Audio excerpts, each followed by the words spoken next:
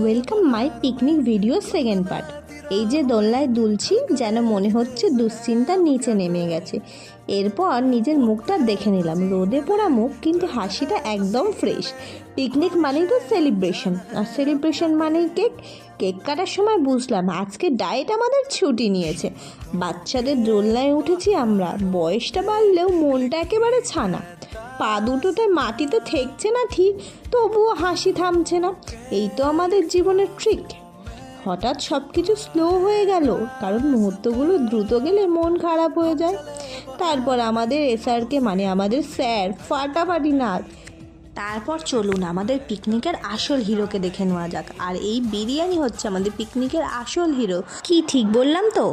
আর এই নাটকটা ছিল আমাদের পিকনিকের আসল ধামাকা। তোমরা যদি এই নাটকটা দেখতে চাও কমেন্টে জানাও, আমি নেক্সট ভিডিওতেই নাটকটা আপলোড করে দেবো, কিন্তু সবার ফার্স্টে সাবস্ক্রাইব করো।